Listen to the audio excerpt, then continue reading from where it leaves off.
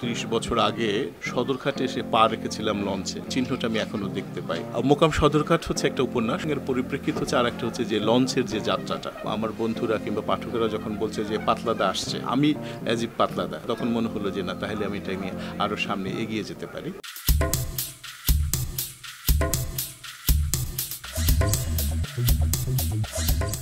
স্বাগত জানাচ্ছি অমর একুশে বইমেলা নিয়ে আজকের পত্রিকার নিয়মিত আয়োজন মলাটের গল্পে। সঙ্গে আছি শ্রাবণী কবির আমি। আজকে আমাদের সঙ্গে অতিথি হিসেবে আছেন মনি হায়দার। কেমন আছেন আপনি? ফাইন, চমৎকার, খুব সুন্দর, খুব ভালো আছে। কেমন দেখছেন এবারের মেলা? গত 20-30-40 বছর ধরে যেভাবে দেখেছি যে বইমেলা এলেই বাংলা ভাষা, বাংলা বর্ণমালা, বাংলার মানুষ, বাংলার লেখক এবং পাঠক রঙিন হয়ে ওঠে, বর্ণিল হয়ে ওঠে, মাধুর্যমণ্ডিত হয়ে ওঠে এবং একই সঙ্গে সংস্কৃতির একটা বাঙালিয়ানার মধ্য দিয়ে তারা যে যাত্রা শুরু করে, সেসব একজন লেখক হিসেবে দেখলে খুবই ভালো লাগে। এবারে বইমেলায় আপনার মোকাম সদরঘাট আসছে, প্রকাশিত হচ্ছে, আর কি কি বই আসছে সে সম্পর্কে যদি একটু জানাতেন আমাদের। মোকাম সদরঘাট হচ্ছে একটা উপন্যাস, অনেক বড় উপন্যাস, 1,10,000 শব্দের একটি উপন্যাস। এটা প্রকাশিত হচ্ছে বেঙ্গল বুকস থেকে। আমি দক্ষিণ অঞ্চলের মানুষ, বাংলাদেশের, এবং আমি যখন 30 বছর আগে ঢাকায় এসেছিলাম, সদরঘাটে এসে পা রেখেছিলাম লঞ্চে, এবং আমি সেই পা যে রেখেছিলাম যে চিহ্নটা আমি এখনও দেখতে পাই।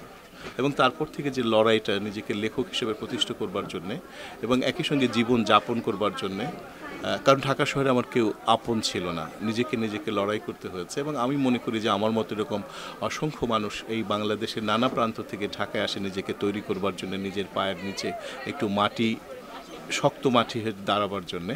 তো আমি একই সঙ্গে আমাকে এবং সেই সময়ের লড়াই এবং মানুষ এবং তাদের যে যাপিত জীবন, নগর এবং নগরের বাইরে গ্রাম, হ্যাঁ, এই দুটো মিলিয়ে উপন্যাসটা তৈরি করেছি। এবং এর পরিপ্রেক্ষিত হচ্ছে আর একটা হচ্ছে যে লঞ্চের যে যাত্রাটা। লঞ্চে অনেক সময় ঝড়ের মধ্যে পড়েছি, ঢালা বিছানায় শুয়েছি, জ্যোৎস্না রাতে সারাটা রাত লঞ্চে কাটিয়েছি সমুদ্রে। সেই যে একটা বিহার, একটা আনন্দ, একটা সৌকর্য, সব কিছু মিলিয়ে আমি এই উপন্যাসে সেই জীবনটা তুলে ধরবার চেষ্টা করেছি। এটা গেল একটা উপন্যাস। আরেকটা, আমরা যেখানে বসে আছি এটা হচ্ছে জাগতিক প্রকাশনা সংস্থা, এখান থেকে একটা উপন্যাস আসবে। উপন্যাসটির নাম হচ্ছে কিংবদন্তির ভাগীরথী। এই ভাগীরথী কিংবদন্তির নয়, ভাগীরথী হচ্ছে মুক্তিযুদ্ধের এক অসামান্য নারীর ঘটনা। আমি কিংবদন্তি শব্দটা যুক্ত করেছি এই ভাগীরথীর সঙ্গে এক ধরনের পরিস্থিতির কারণে তৈরি করেছি। তার কারণ হচ্ছে আমরা সত্যের মুখোমুখি হতে খুব ভয় পাই। 71-এ এই নারীকে পাকিস্তানি আর্মিরা পিরোজপুর মহকুমা শহরে তাদের ক্যাম্পে কেপ্ট করে রেখেছিল। তা কেপ্ট ব্যাপারটা তো তুমি বোঝো, যে অসংখ্য নারীর উপর পাকিস্তানির দেশের রাজাকারেরা যে কি নৃশংস আক্রমণ চালিয়েছে।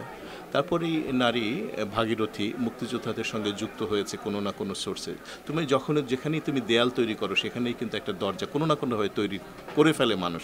মানুষের মধ্যে কিন্তু অদম্য স্পৃহা এবং একটি সাহস আছে, যার ফলে মানুষ বেঁচে থাকতে পারে। মুক্তিযোদ্ধাদের সঙ্গে যোগাযোগ করে এবং মুক্তিযোদ্ধাদের কিছু তথ্য দেয়। এবং ফলে হয়েছে কি যে পাকিস্তানি আর্মিরা কোথাও আক্রমণ করতে গেছে, আগেই মুক্তিযোদ্ধারা অপেক্ষা করে থাকতো এবং আক্রমণ করে মেরে ফেলতো পাকিস্তানিদের। তো তারা বুঝে যায় যে এই মেয়েটি, এই মহিলা, এই বাংলার এই নারী এই সর্বনাশটা করছে তাদের। তারপর তাকে যে শাস্তিটি দেয় সেটি পৃথিবীর ইতিহাসে খুব ভয়াবহ। হাত দুটো বেঁধে গাড়ির পিছনে বেঁধে রেখে তাকে স্টার্ট দেয় এবং গাড়ি চলতে থাকে। আফসোসলি এক সময় সে গাড়ি পড়ে যায় এবং সারাটা পিরোজপুর শহর, তার শরীর থেতলে যায়। একজন মানুষ হিসেবে, বাঙালি হিসেবে, স্বাধীন বাংলাদেশের একজন লেখক হিসেবে আমার মনে হয়েছে যে এই নারীকে তুলে ধরা দরকার, এবং সেই করেছে। এটা 4র্থ মুদ্রণ হচ্ছে বইটি, এবং পাঠক যে গ্রহণ করেছে তাতে মনে হয়েছে যে মুক্তিযুদ্ধে দেশের মানুষ এখনও ধারণ করে এবং আমৃত আজীবন ধারণ করবে। আমার একটা ক্যারেক্টার আছে বাচ্চাদের জন্য, ক্যারেক্টারটার নাম হচ্ছে পাতলাদা। যদিও পাতলাদা বলেছি উইটি করে বা মজা করে, কিন্তু সে খুব স্বাস্থ্যবান এবং পান খায়, এবং তার একটা চেয়ার আছে বাড়িতে। চেয়ারটা হচ্ছে ডান হাতল ভাঙা, কিন্তু তিনি বলেন এটা আমার ময়ূর সিংহাসন। এখানে বসে তার কিছু সাগরেদ আছে, তাদের সঙ্গে অনেক মজার কাণ্ড করেন। কখনো তিনি বাঘ শিকার করতে সুন্দরবনে যান, কখনো তিনি ফুটবল খেলে পরাজিত হন, এরকম নানা রকমের ব্যাপার আছে। কখনো তিনি পাখি হয়ে উঠতে চান আকাশে, সেজন্য তিনি তৈরি করেন, যন্ত্র তৈরি করেন, এবং সে সবগুলো কাজগুলি ব্যর্থ হয়। এই ব্যর্থতার মধ্যে আমি একটা প্রতীক অর্থে তুলনা করছি যে আমরা যে স্বপ্নগুলো দেখি, সেই স্বপ্নগুলো যথার্থভাবে বাস্তবায়িত হয় না। তো এই পাতলাদাকে নিয়ে আমি গল্প লিখেছি 30টা, গত বছর বেরিয়েছিল গল্প সমগ্র। এবার পাঞ্জেরি থেকে আসতেছে পাতলাদার একটা প্রথম উপন্যাস, তাকে কেন্দ্র করে। উপন্যাসটির নাম হচ্ছে সোনার ঘোড়ায় উড়িতেছে পাতলাদা। মানে পাতলাদা একটা সোনার ঘোড়া তৈরি করেছে এবং সেই ঘোড়াটার একটা অদ্ভুত শক্তি আছে, সে যতজন লোক উঠবে সে ততটা লম্বা হয়ে যাবে এবং সেই ঘোড়াটা তোমার মাটিতে চড়তে পারে, আকাশে উঠতে পারে, পানিতেও চলতে পারে। এই ঘোড়াটা একটা শত্রু রাষ্ট্র সেই ঘোড়াটা কেড়ে নিতে চাইছে। এটা নিয়ে একটা ফ্যান্টাসির জগৎ তৈরি করেছে এই উপন্যাসটায়। আমার আরেকটা গল্পের বই, মূলত আমি ছোট গল্প লিখতে পছন্দ করি, নাম হচ্ছে ফ্যান্টাসি। এই গল্পের বইটা বেরোচ্ছে নবভাবনা থেকে।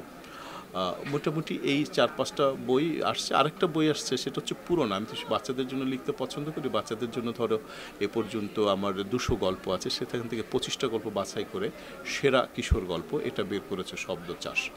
এই হচ্ছে মোটামুটি এই বই মেলায় আমার বইগুলো সম্পর্কে পরিচিতি। বাচ্চারা কিন্তু আপনার পাতলাদা সিরিজটা খুব পছন্দ করে। তো এই পাতলাদা ক্যারেক্টারটা আপনার মাথায় কিভাবে আসলো? এই চরিত্রটা নিয়ে যদি বলতেন যে এই চরিত্রটাকে আপনি কি ভেবে তৈরি করেছেন? লেখকের মূল কাজ হচ্ছে অন্যের লেখা ও পড়া। কেমন আমি প্রচুর এখনও পড়ি এবং একসময় প্রচুর পড়াশোনা করতাম। সেটা যে আমাদের পশ্চিমবঙ্গের একজন বিখ্যাত লেখক আছেন নারায়ণ গঙ্গোপাধ্যায়। তিনি যেমন প্রাবন্ধিক সেরকম উপন্যাসিক এবং তিনি একটা ক্যারেক্টার তৈরি করেছেন টেনিদা। ওই টেনিদা ক্যারেক্টারটা পড়তে পড়তে আমার ধরো আজ থেকে 25 বছর আগে বা 15 বছর আগে 20 বছর আগে আমার মনে হয়েছে যে এরকম আমি একটা ক্যারেক্টার তৈরি করতে পারি। পাতলাদাটা তৈরি হচ্ছে কলকাতা এবং ওই অঞ্চলকে কেন্দ্র করে। আমি ঢাকা এবং ঢাকার আশপাশ নিয়ে আমি একটা এরকম ক্যারেক্টার তৈরি করতে চাই।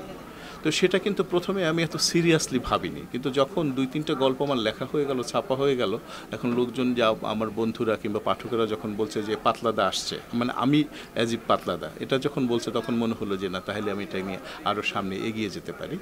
এবং পাতলাদার যখন আমি লিখছি তখন আমি থাকতাম ঢাকার উপকণ্ঠে, পুরনো ঢাকায় জুরাইনে। ওইখানে আমার শ্বশুরবাড়ি, ওইখানে আমি ভাড়া থাকতাম এবং সমস্ত ক্ষেত্রফল পাতলাদা যে সমস্ত কাজ করে সব হচ্ছে জুরাইন কেন্দ্রিক। কেমন? তো ওই জুরাইন, পাতলাদা এবং তার সাগরেতরা সব ওই জুরাইন কেন্দ্রিক হয় এবং ওই দৃষ্টিভঙ্গি থেকে এবং এত দূর যে আসবে আমি যখন প্রথম শুরু করেছিলাম তখন কিন্তু আমি ভাবি নাই। এখন যেটা হচ্ছে যে পাঞ্জেরি পাবলিকেশনের সঙ্গে আমার কথা এরকম হয়েছে যে পাতলাদা সংক্রান্ত যা কিছু আমি লিখবো সব পাঞ্জেরি থেকেই প্রকাশিত হবে। আগামী বছর যে বইটা উপন্যাসটা একটা লিখবো, সেটারও মানে এখন এত আনন্দ পেয়েছি বা এত ভালো লাগছে লিখতে, সেটারও একটা আইডিয়া তৈরি হয়েছে যে ঘোড়ার পিঠে, এটা ঘোড়ার পিঠে না, সেটা হচ্ছে বাঘের পিঠে পাতলাদা। অর্থাৎ পাতলাদা সুন্দরবনে যাবে বাঘ শিকার করতে, কিন্তু বাঘই তাকে প্রায় শিকার করে ফেলবে, এরকম একটি ঘটনা নিয়ে উপন্যাসটা লিখব। তো এই হচ্ছে, এবং যারা পড়ছে পাতলাদা, তো মজার মজার গল্প, তো পরিস্থিতিটা অন্যরকম, একটু উল্টাপাল্টা, তো মানুষের মধ্যে তো এক ধরনের ফ্যান্টাসি কাজ করে, তো সেই ফ্যান্টাসিটা খুব পছন্দ করছে। এই হচ্ছে আমার পাতলাদা সংক্রান্ত আপাতত বিবরণ। মানুষের জন্মসাল দুটো কেন হয়? এই অঞ্চলের মানুষেরা, হিন্দু সম্প্রদায়ের লোকেরা কিন্তু কোনো বাচ্চা জন্ম হলে তার ঠিকুজি লিখে রাখতো, কত সালে কোন লগ্নে কিভাবে জন্ম হয়েছে এটা লিখে রাখতো, কিন্তু মুসলমানরা এটা লিখতেন না। তো ফলে কি হয়েছে যে যখন তার মা বা বাবা হয়তো একটা মনে করতো, কিন্তু যখন স্কুলে যেত, যেদিন সেটা ভর্তি হতো, তার টিচার আর একটা তারিখ দিয়ে দিত। যেমন আমার জীবনেও সেটা ঘটেছে। এই জন্য আমি লিখি সার্টিফিকেট অনুসারে আমার জন্ম তারিখ। আমি কবে জন্মেছি সেটা আমার মা এবং বাবা জানে না। আমার মা শুধু বলেন যে বড় বন্যার সময়। তো এখন বড় বন্যা তো আমাদের অঞ্চলে সেই সময় অনেকবার হয়েছে, এখন কোন বন্যাকে আমি নির্দিষ্ট করব? তো আমার শিক্ষক যখন প্রফুল্ল কুমার সমাদ্দার আতরখালী হাই স্কুলের প্রধান শিক্ষক যখন বললো তোর জন্ম তারিখ, আমি জানি না, তখন তিনি লিখে দিলেন 1 মে 1968 সাল। তো আমি ওইটা গ্রহণ, যেহেতু সার্টিফিকেট হয়ে গেছে, ওইটা নিয়ে আমি আছি এবং একটা ভালোই লাগছে, যেহেতু 1 মে পৃথিবীর শ্রমিকদের জন্য একটা দিবস, আর আমিও নিজেকে শব্দ শ্রমিক মনে করি, তাহলে 2 শ্রমিক মিলে একটা যাত্রা হচ্ছে আমাদের। এটা না হলে আপনাকে সার্টিফিকেট ভাবে দিয়েছে, কিন্তু বইয়ের পিছনে আপনি যেটা লিখে রাখছেন যে সার্টিফিকেট অনুসারে, এটার কাহিনীটা কেন? ওইটা আমার মাও তো জানে না, বাবাও জানে না, তাদের মনে ছিল না। যেহেতু আমার শিক্ষক দিয়েছে, প্রফুল্ল কুমার সমাদ্দার ওইটা লিখেছে 1 মে 1968, তো ওইটাই সার্টিফিকেট হয়েছে। আমার ম্যাট্রিকের সার্টিফিকেট, ইন্টারমিডিয়েট সার্টিফিকেট, তো ওই তারিখই বর্ণনা করা হয়েছে। সুতরাং যেহেতু সত্য নয়, কিন্তু সার্টিফিকেট নির্দিষ্ট করে দিয়েছে এবং সেই অনুসারে আমি চাকরি করছি, আমি পড়াশোনা করছি, আমি অন্যান্য কাজগুলো করছি, আমার পাসপোর্ট হয়েছে, ভিসা, সব এই কারণেই তো হয়। তো সুতরাং ওটা তো সার্টিফিকেটের মধ্যে আছে। আমি সত্য লুকাতে চাই না, আমি সেজন্য সত্যটা প্রকাশ করে দেই। আমি লিখি যে সার্টিফিকেট অনুসারে আমার জন্ম তারিখ এইটা, কিন্তু যারা অভিজ্ঞ মানুষ তারা এটা বুঝে যায়। ধন্যবাদ ভাইয়া আমাদেরকে আপনার মূল্যবান সময় দেওয়ার জন্য। অনেক ধন্যবাদ আমাকে গ্রহণ করবার জন্য এবং আমার কথা শুনবার জন্য।